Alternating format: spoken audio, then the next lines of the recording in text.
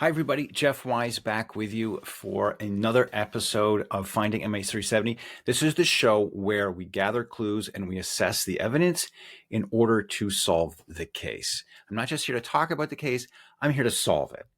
And we are getting closer. Okay, today I'm going to talk about new physical evidence that sheds light on the plane's fate. 2 episodes ago, I told you about the Lepas anatifera barnacles that I was able to collect with the help of Josh and Arsheen at Two Winds stand-up paddleboarding in Zanzibar. Today, I have some quite revealing statistical analysis of that data. I think it's really exciting. I don't think I'm going too far out on a limb to say that this work moves us significantly closer to an answer. And I'm going to tell you all about it right now.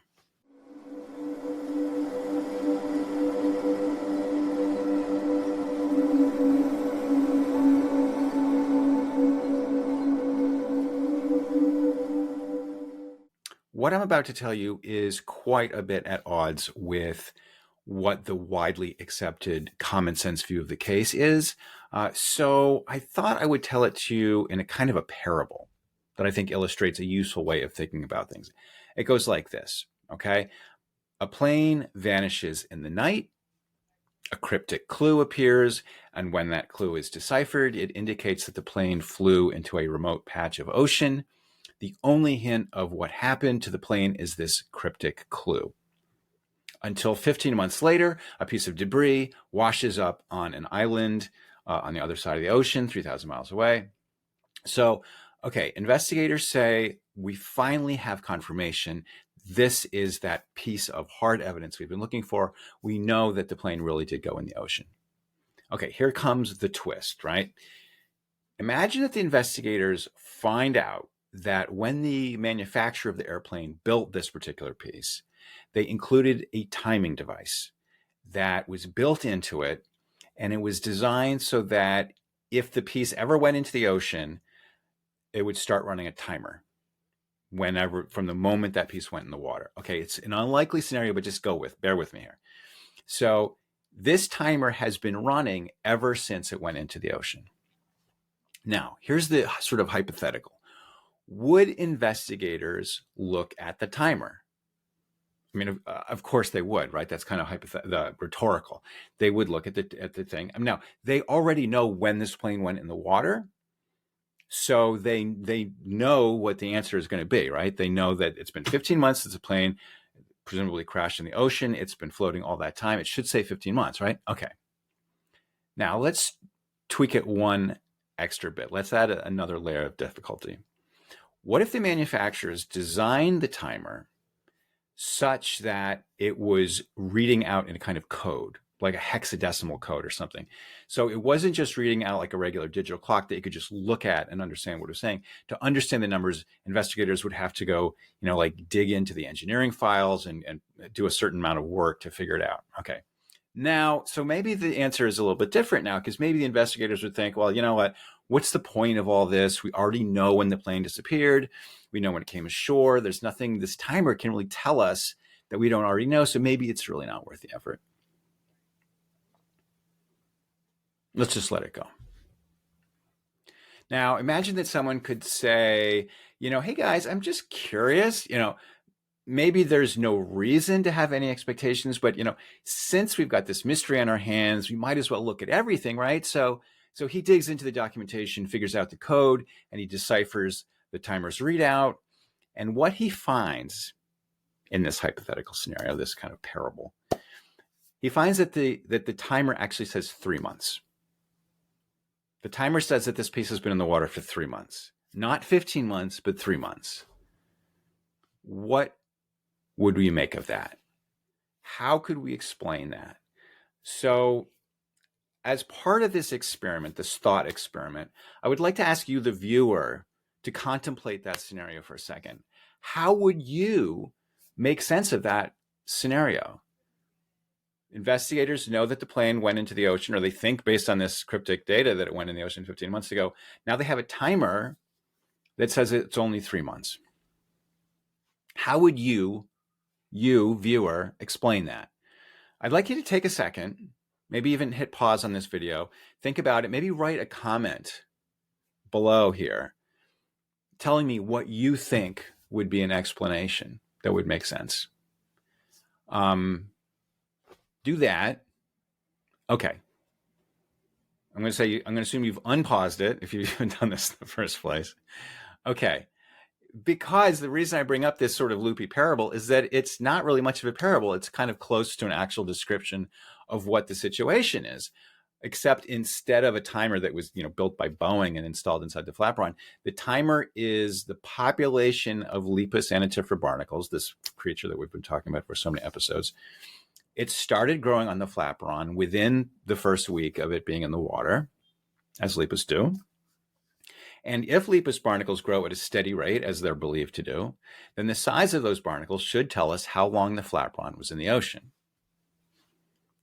But, like the timer in the parable, when the flaperon came ashore, scientists didn't know how to read the timer. They didn't know how fast barnacles grow in that particular part of the ocean.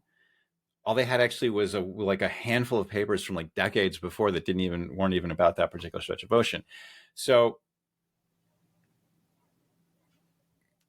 what I've been doing, of course, is to try to decode that timer, gathering Lepas from global drifters so that we can calibrate the growth rate and understand what those flaperon Lepas are trying to tell us. It, at the very least, allows us to put an upper bound on how long that flaperon could have been in the ocean. So in this case, we have global drifter buoy number 2301816, which was deployed on August 6th, 2024, near the Maldives. It floated in this way, as you can see. I'd like to thank Mark Duvall for making the animation using data from the Global Drifter program. That was extremely, extremely helpful, and you've been generous with your time, Mark. Thanks very much. So when it was retrieved by Josh and Arsheen this past June, it had been in the water for 10 months. I finally got around to measuring the barnacles. It took me a while. I had other projects, and there were more than 700 of these little guys. So it took me a while, but I put them on a graph. It looks like this. When I made this histogram, the distribution looked a bit like a bell curve. So I plotted it on a normal distribution on the data, and it came out looking pretty good.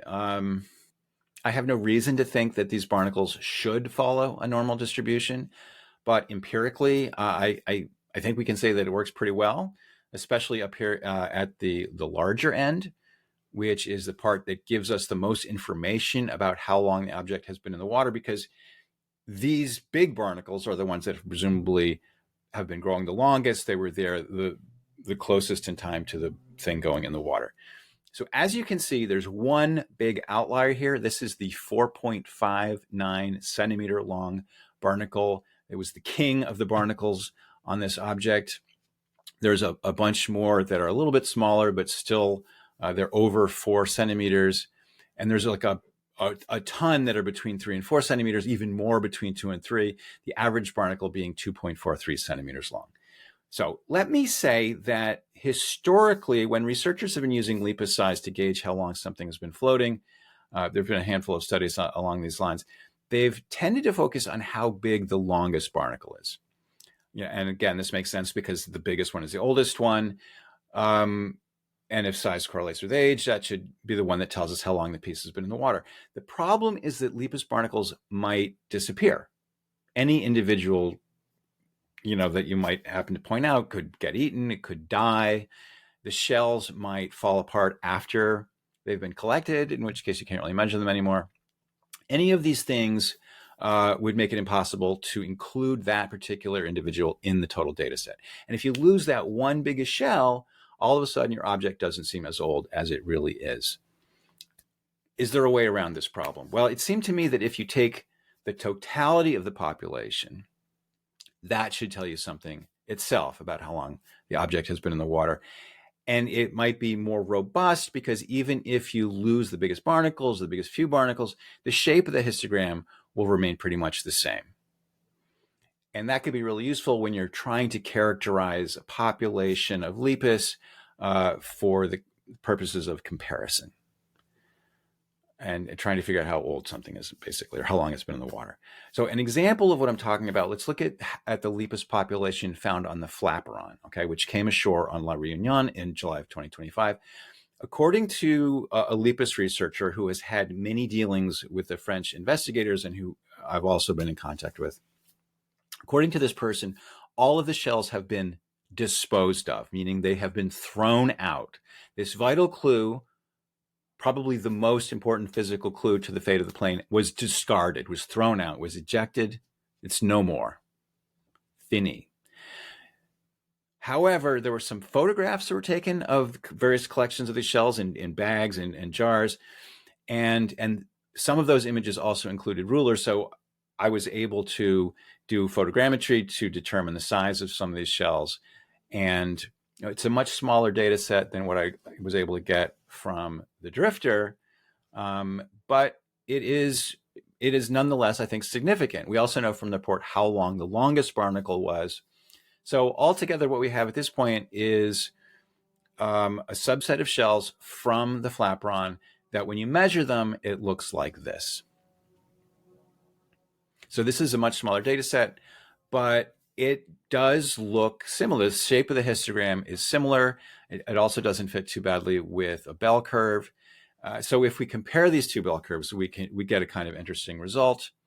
So as you can see here, the drifter buoy barnacles shown here in blue are significantly larger than the flaperon barnacles. The average is 2.43 versus 2.12. But the differences gets really quite a bit larger when you look at the right-hand tail of the curve. Now, I'm not a statistician. I didn't even really take statistics in college.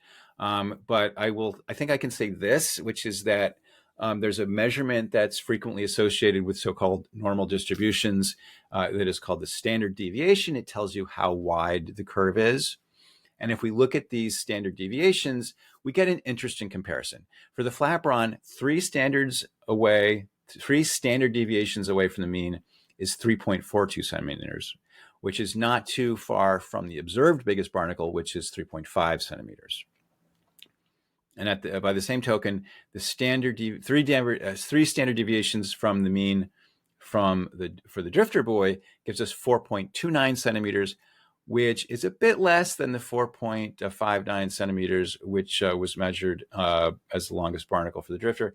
But I think it's broadly consistent. I think this idea lends weight to the hypothesis that a population of Lepas barnacles can be compared statistically to give a really robust and I would say reliable indication of how long they've been growing on that particular object. In this case, the barnacles on the drifter buoy are known to have been growing for 10 months. So it is reasonable to infer that the flaperon, based on this evidence, was floating for considerably less than that, perhaps just the 3 months that I discussed in episode 38. So let's get back to the question I asked on top, which is how do we explain a timer that says that the piece was only in the water for 3 months when the plane had disappeared 15 months ago? And I think that the answer can only be that the flaperon did not go into the water with the plane. And if that's the case, that means the plane did not go into the ocean either.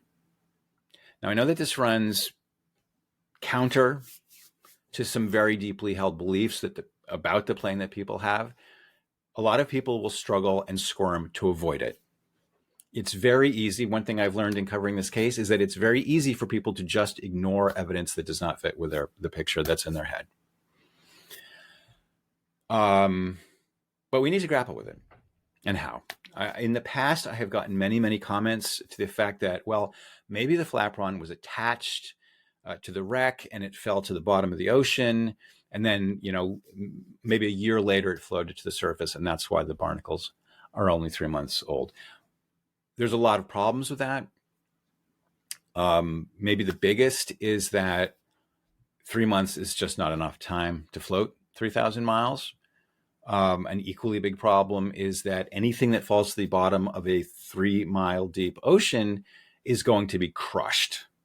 It's going to be crushed like a styrofoam cup. It's never going to float again. Another idea that people have proposed is that, maybe the flaperon was attached to something else that kind of held it out of the water for a year. And then it broke off and only then did it start to grow Lepas. The problem is that the thing the flaperon is connected to is the wing. That's the only thing it's connected to. It's held on by a set of metal arms. If it's been through the kind of impact that's so violent that it's ripped off the back third of its tail section, it's really not credible to imagine that those two metal arms would have stayed intact and then just spontaneously break a year later. I find that very far-fetched. There's one objection that I do think has merit and which I plan to investigate further. And that is whether the drifter buoy that we collected in Zanzibar is really truly representative of Lepas populations in the Western Indian Ocean in general. Maybe sometimes they grow faster and sometimes they grow slower. We just don't know at this point. We have one data set. It confirms all of the other sort of partial clues that we've gathered in the past, but we don't have a corpus of multiple drifter buoys or other kinds of sources of Lepas populations that have all grown freely floating in the ocean that we can compare. So maybe it varies a lot. And it's not hard to imagine that. Things in nature often grow at different rates. So to really nail down the reliability of Lepas as a timing device, as a forensic tool, we need to collect more Lepas populations, each of which has a known duration of immersion. And that is something that I'm continuing to work on. I want to shout out to an excellent friend of the podcast, Rochelle Reynolds, who has been helping me really relentlessly for quite a long time now. Try to keep an eye on the drifter buoy data information that's constantly updated by the National Atmospheric and Oceanic Administration.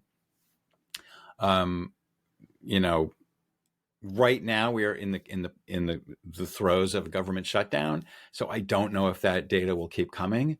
Fortunately, for now, it's still good. Knock on wood, they'll keep coming. As I speak, last time I checked, which was a few minutes ago, there is a buoy that is stuck on the reef at El Dabra, which is part of the Outer Islands chain of the Seychelles. There is a team of scientists on the island from the Seychelles Island Foundation. And they have been there for weeks. This thing has been there for weeks, but the weather has been relentlessly rough. It's too rough for them to go out and get it. They seem interested in helping out. Hopefully things will calm down. They'll be able to grab it. That would be amazing. We were lucky with the Zanzibar drifter. We have to be ready to be lucky again. There's all these opportunities to get this data. It's just a matter of time, frankly. So looking forward, let's imagine that we do get 2 or 3 or 4 more data sets from the drifter buoys. Let's imagine that they all tell a consistent story, as I suspect they will, but who knows? The question that I'm asking is, at what point does the scientific community begin to accept that Lepas is a reliable timer of time of immersion? When do they accept that the evidence undermines the mainstream narrative about MH370, namely that the plane had to have gone in the water? Could the public consensus eventually come around to the idea that, yes, the evidence is solid and it tells us at long last what really happened to the missing plane? I'd love to hear your thoughts. This isn't just about gathering data, analyzing data, coming to conclusions. This is really about a collective process of forming meaning, of forming a collective understanding. And I don't know if what I've just told you seems convincing or not. I don't know what work needs to be done. One of the things I'm thinking about is publishing a scientific paper, maybe in cahoots with some marine biologists who have kind of professional standing in this regard. The data that I've collected has never been collected by anyone, professional or amateur, before. This is the only data we have that has been taken directly from buoys floating in the open ocean. So it's new. I think it's exciting. I think it's real. I think it will stand up to scrutiny, and I want it to be scrutinized. But anyway, tell me what you think. Leave your comments here or visit the show page at findingmh370.com. By the way, of course, when you go there, you can sign up for a free newsletter that goes out with each episode. And if you really want to help the podcast, it would be really amazing if you would consider going for a paid subscription. That would be not only a moral uplift, but it really helps me keep this thing going. But anyway, I appreciate your just being here and grokking this information with me. As always, this is Jeff Wise. Thanks for tuning in. I'll see you next time.